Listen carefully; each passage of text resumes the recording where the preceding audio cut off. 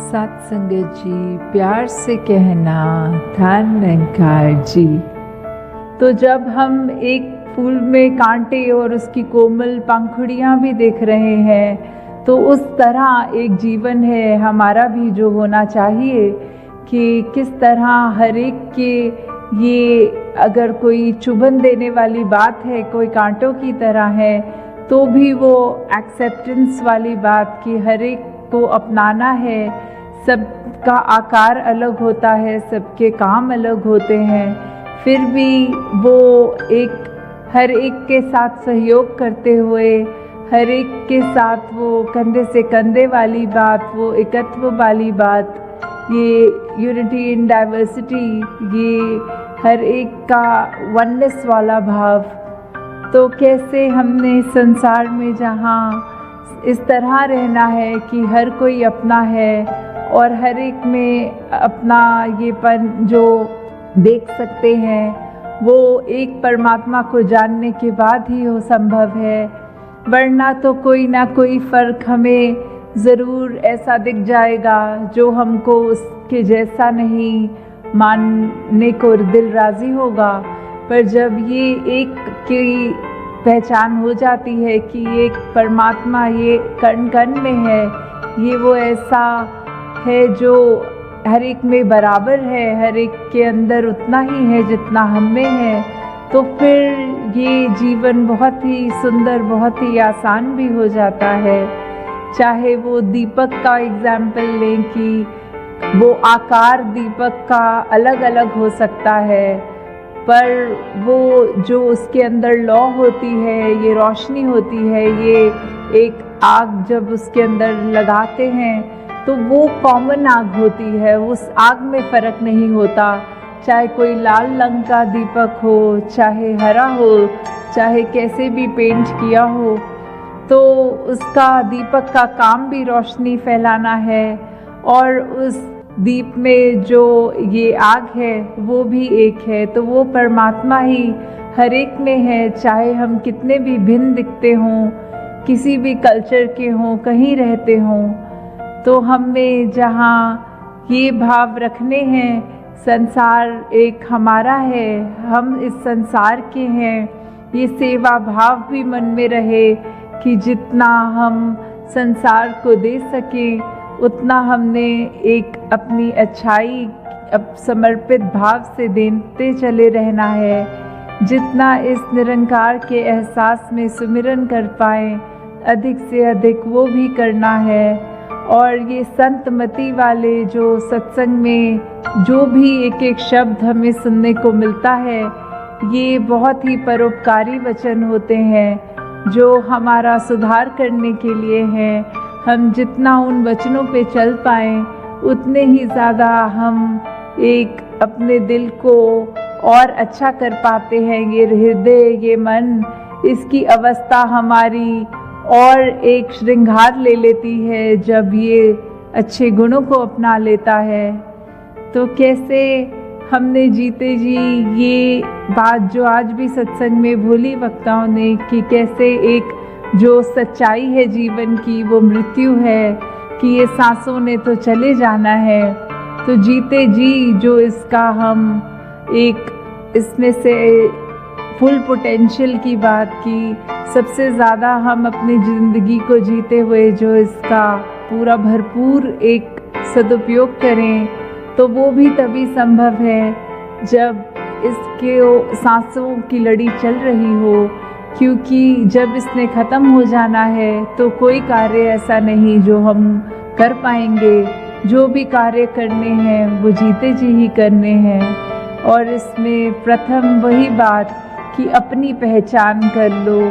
इस परमात्मा को जब देख लेंगे, इसको जाना जा सकता है, उसको जान लेंगे, तो उसके बाद हमें अपनी भी पहचान ये समझ आ जाएगी कि हम क्या हैं, इस संसार में क्या लक्ष्य लेके आए हैं और सांसें ख़त्म होने के बाद कहाँ जाना है। फिर वही बात जो किसी भी रिलीजियस स्क्रिप्चर में देखें, कोई भी जो जहाँ आस्था रखते हैं उससे मेल खा के देख लें, तो ये मोक्ष मुक्ति इसकी भी जो बात है ये किससे संभव है। ये इस ब्रह्म ज्ञान द्वारा ही संभव है। तो जहाँ हमने अपने आप को उस रूप में देखना है, वहाँ ही अपना ये सुधार के लिए हर पल जोड़ना है कि संसार में हम आए हैं तो अपनी खूबसूरती सिर्फ तन को ना सजाएं, अपने मन को भी सजाएं और ऐसे गुणों को अपनाएं जो हमारे भले के लिए तो है ही, बल्कि ये संसार के लिए भी परोपकार में जुटे रहें। तो एक कहानी भी जो ध्यान में आ रही है कि कैसे हमें एक दूसरे पे उस तरह नहीं फरेब की बात आती है, ये मन में धोखे आ जाते हैं। तो कैसे एक गांव में एक जिनके पास फार्मर पर वो डेयरी फार्मिंग वाले जो एक दूध का व्यापार करते हैं, एक माखन बेचते हैं, तो कैसे वो अब एक अपने दुकान पे आते थे जो ब्रेड बेचते थे। तो उन्होंने ऐसी एक अंडरस्टैंडिंग की हुई थी कि जितने वेट का आप मुझे ब्रेड दोगे उतने वेट का मैं आपको माखन दूंगा। तो ऐसे ही उन्होंने ये सालों साल चलाया और इतना उनका आपस में ट्रस्ट बन गया कि फिर वो तराजू में रखने के लिए वो रखते नहीं थे, वो बस एक दूसरे को एक पैकेट वो एक्सचेंज रूप में मुंह से बोल के कि ये इतना ग्राम है इसमें। तो ऐसे ही ये लड़ी चलती रही। फिर एक दिन वो ब्रेड बेचने वाले के मन में ये बात आई कि मैं देखूं ये माखन मुझे कितने ग्राम का मेरे मित्र ने बेच दिया है। तो जब ऐसे देखा गया तो वो कम था और उसको बहुत ही उस पे ये बात अच्छी नहीं लगी। वो इस बात को अपने सरपंच में, ये पंचायत में भी जब लेकर गए तो वही बात आई कि उन्होंने भी कहा कि इसको एक ही तरीके से देखा जा सकता है कि हम उसी तराजू पे वो आज की बिक्री की ब्रेड को रखेंगे और मक्खन को, तो पता चल जाएगा। तो सभी के सामने बात यही आई कि जो माखन तोलने वाला था उसके पास तो घर में तराजू भी नहीं था। वो अपने हाथ पे जितनी ब्रेड का वज़न होता था उतना वज़न मक्खन का करके ही देता था। तो पहले मन में ये ब्रेड बेचने वाले के आया कि मैं उसको कम ग्राम दे दूं, और उसने तो वादा किया है भरपूर पूरा ही उतना करेगा। तो कैसे ये विश्वास की बात होती है, कैसे हम एक दूसरे के लिए अगर सोचते हैं कुछ और उसके लिए मन में कुछ बुरी एक अपने मन को नेगेटिव कर लेते हैं। जो अभी सत्संग में भी जिक्र आ रहा था, we should be negative about negativity. हर एक चीज़ के लिए हमें जो हमारे को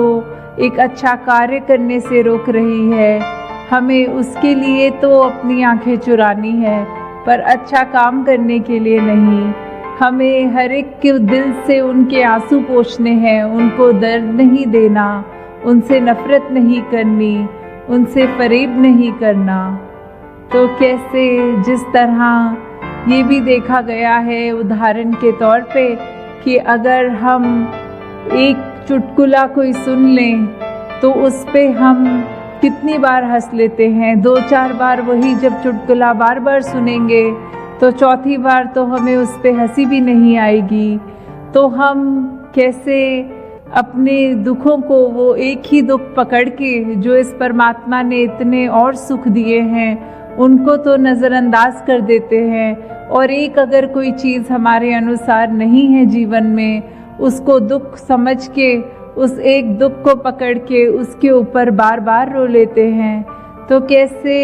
जिस तरह वो अवस्था की बात आ जाती है, ये जो परमात्मा ने दिया ये सब जीवन के लिए, सुधार के लिए दिया।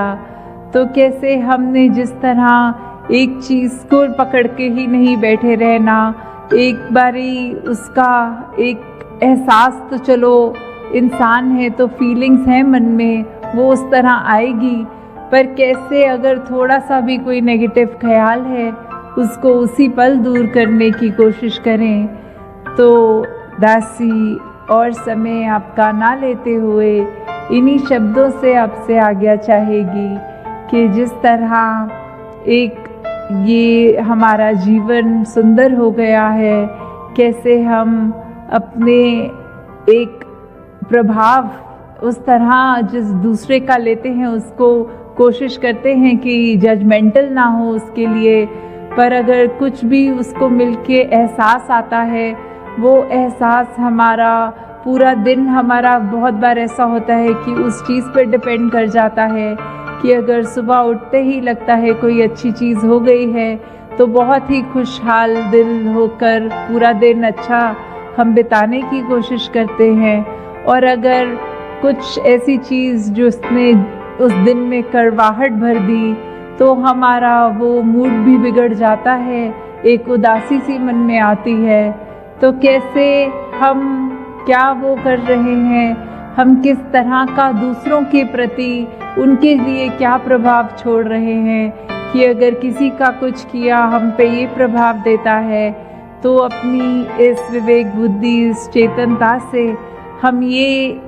सोचें कि अगर किसी के दुख देने से दुख होता है तो वो हमें पता है, फिर हम ऐसा कोई कर्म ना करें कि जानबूझ के हम दूसरों की ज़िंदगी में ये दुख दें। तो दासी इसी अरदास से कि हर कोई अपने मन में ये मानवता का भला लेते हुए हर कर्म को, हर सोच को, अपने व्यवहार को उस तरह एक ढाल ले कि अपना ही जहाँ सिर्फ सोच में ना हो अपना फ़ायदा, सिर्फ अपना बेनिफिट ही नहीं, एक लार्जर गुड की बात कि एक हम हर एक के लिए जहाँ परोपकार की बात हो ऐसे ही कर्म करते चले जाएं। तो दातार सभी पे कृपा करे कि एक भक्ति भरा जीवन सब बिताएं और अधिक से अधिक ये मानवीय गुणों को अपनाकर अपने जीवन को एक सही रास्ते पे, एक उस मार्ग पे डालें जो संतों ने हमेशा से कहा है, समझाया है कि ये मार्ग ही है जो उस पे रहने से लोक सुखी और परलोक सुहेला होता है। जिस मार्ग पे चलने से सिर्फ हम अपना ही मुख उजला नहीं करते, औरों का भी हो जाता है। जिस मार्ग पे रहने से हम हर एक के जीवन में आराम दे सकते हैं, खुशी दे सकते हैं, अपने जीवन में उसी मार्ग को अपनाएं। साथ संगत जी, प्यार से कहना, धान नंकार जी।